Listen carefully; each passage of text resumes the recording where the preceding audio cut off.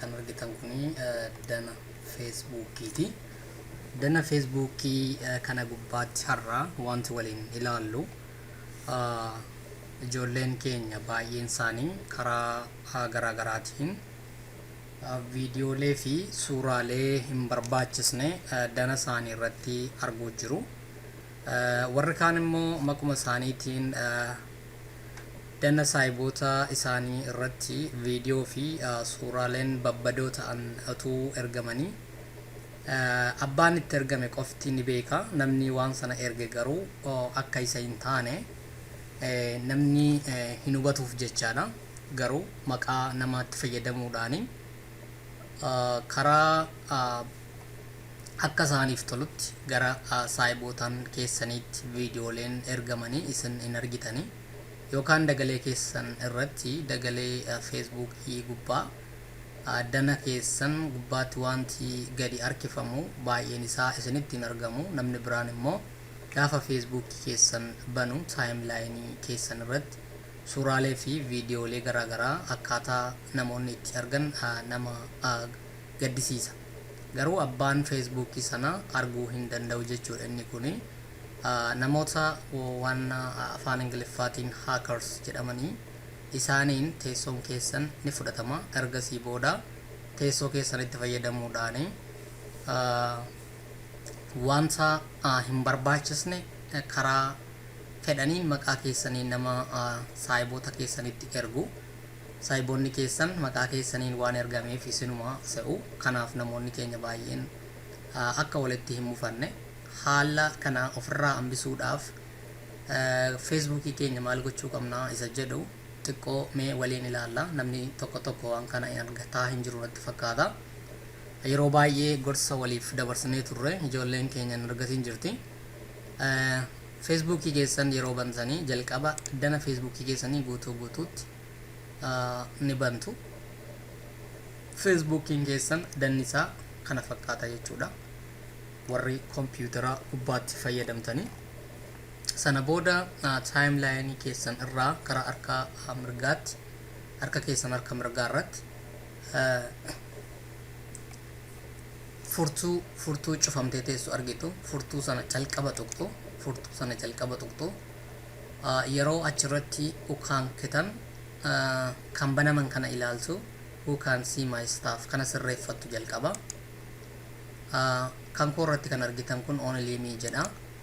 Sana akkitti argatan akkana jechaadha. Kanarraa ergi ukaankitanii booda kan xiyya mataan gadi galagalte kanarra yeroo tuqxan kanatti isinii banama. Sana booda only me ka jedhu irratti sirreeffachuutu sanarra jira. Kana booda kana ni cuftu. Ergii cuftanii booda kan itti aanu ilaaltu.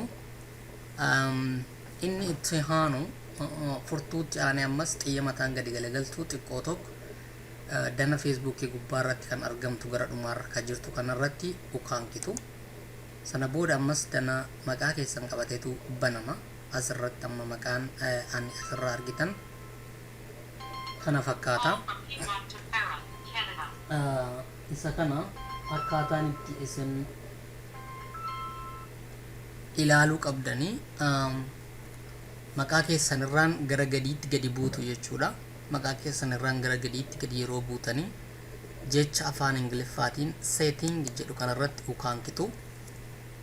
Jecha afaan ingiliffaatiin setting jedhu irratti yeroo ukaankitanii yeroo xiqqoo fudhata ni banama.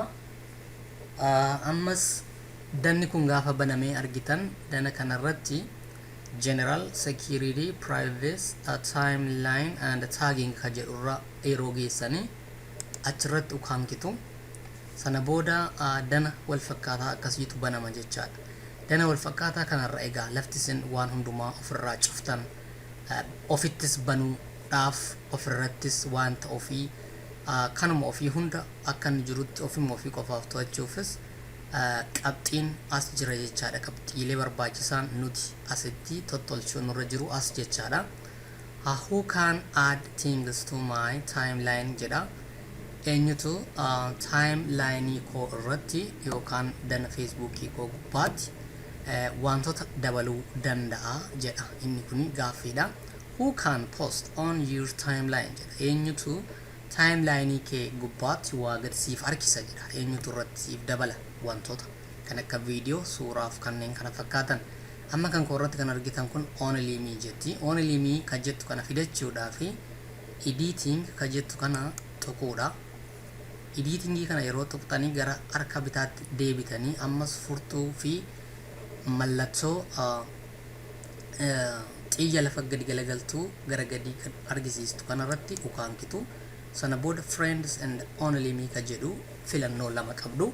Filannoo lamaan kana keessaa friends yoo jettanii saahiboonni keessan martinuu waan barbaadan dagalee Facebook keessanii gubbaatti gadi guuru jecha. Isa kanarraa of eeggachuun barbaachisaadha. Kanaaf kan irratti ukaankinu only me dha. Qabxiin itti aanu review posts friends tag you in before they appear on your timeline. Wantoota timeline keessan irratti jechuun dana Facebook keessanii gubbaatti maxxanfaman yookaan gadi harkifamanii irratti darbaman saahiboonni keessan yookaan namni biraan otoo hin argin isin arguutu irra jira. Isin qofa ta'uu qaba inni kuni. Kana yeroo tuqxanii mallattoo isin argattanii enable ka jedhudha. Enable disable ka jedhutu jira. Mallattoo kana lamaan jechaadha. Kan keessan disable irra jira yoo ta'e waan fedhayyuu dana Facebook keessanii gubbaatti gaafa harkifamu dana Facebook keessanii gubbaatti nama hundumaatu warri Facebook keessan banu ni arga jechaadha. Enable yoo gootan garuu isin qofatu arga jechaadha. Amma security'n jira jechaadha. Isa kanarratti eegduu banattaniitu ofirraa dhorkachuudhaaf enable ka jettu irratti ukaankitu yookaan filattu jechaadha. Qabxiin itti aanu who can see things on my timeline jedha. Timeline yookaan immoo dana Facebook koo gubbaatti eenyutu wantoota argaa jedha. Ani kan koo amma view as ka jedhu irratti yeroo tuqu gara kana na fida. Yeroo kana namoonni baay'een ani filu wantoota dana Facebook kiyyaarra jiranii hundi kun arguu danda'u. Maaliif warri kun saahibootni amma kan koo argan akka fakkeenyaatti irra keessa warri jiranii 4,792 baay'een isaanii jecha. Isaan keessaa immoo close friend warra saahiboota dhihoo ta'anii asirratti kan argitan yeroo baay'ee namoota 9tu irra keessa isiniif dhufa. Nama 9 filattu baay'ee filtanii nama 9 kan irra keessa taa'u jecha. Yeroo hundumaa yeroo isin waan tokko ol fiddan kan dafee dhufe sana argu namoota isin filattan gurguddoo isinitti dhiyaatan jechuudha. Gara kanaan gara dugda duubaatti deebina. Yeroo gara dugda duubaatti deebinu bakka ammarraa dhufnetti nu deebisa. Isa kana qabxiin itti aanu kuni who can see posts you have been tagged in on your timeline jedha. Kun namoonni maqaa keessan suuraa, viidiyoo fi kanneen garaagaraa keessatti yeroo dabalanii dana Facebook keessanii gubbaatti ergan yookaan kan nama biraa gubbaatti erganii eenyutu arguu qaba. Who can see posts eenyutu arguu qaba. Inni kun wanti isin gochuun isin irra jiru inni jalqabaa isin ta'utu irra jira. Sana booda confirm yookaan approve kan jedhu isinitti argisiisa dana Facebook keessanii gubbaatti jecha. Sana booda kan nama kabiraan wantoota namni biraan isiniif post godhan akka inni argu yoo barbaaddanii isintu approve godha. Yookaan kanaan alaa nama biraa yookaan friends yoo gootanii kana friends yookaan waan biraarra yoo keessan namni kabiraan wanta namni biraan isin irratti ergu otoo isin hin argin arguu danda'a jechuudha. Kanaaf only me ka jedhutti deeffadha. Ana qofa isa jedhuchaa. Who can see what's other post on your timeline? Amma inni kun dana timeline yookaan Facebook keessan isa guddicha irratti lafa namatti argamuu danda'u hundumaa wajjiniin qabanamu jechaadha. Isa kanas kan isin irraa of eeggattan only me ka jedhu ta'uutu irra jira. How can manage tags people and tagging suggestions? Isa kana ga inni guddaa namootni akka tag isiniin goone yookaan immoo akkasin nama kabraa taagii isaa kan inni maqaa keessan achi keessa kaa'u to'achuu dandeessan seentanii achirraa balleessuu danda'uu keessanii fi security yookaan eegduu keessan banachuu qabdu jechaadha. Filannoo as jiru lama akkuma isa jalqabaa ilaallee disable enable amma asitti eegduu keessan enable godhachuutu isinirra jira jechaadha. Maqaa namootaa fuula keessan irratti suuraarraa namni akka maqaa keessan irratti hin barreessine yookaan nama biraatti akka maqaa keessaniin waan biraa hin ergineef isin gargaara. Where you are tagged in a post, who do you want to add to the audience if they are not already in it? Isa kana ijoolleen Oromoo kan isin sirriitti gadi fageessitanii ofirraa eegdan. Inni kun only me ta'uu qaba. Ta'uu baannaan wanta hedduutu isin irratti ergama. Bakka hedduutti suuraan keessaniif maqaan keessan faca'aa jechuudha. Asitti amma egaa yeroon keenya baay'ee gabaabbatteetti. Who sees tag suggestions when photos that look like you are uploaded? Inni kun baay'ee waan nama ajaa'ibsiisudha.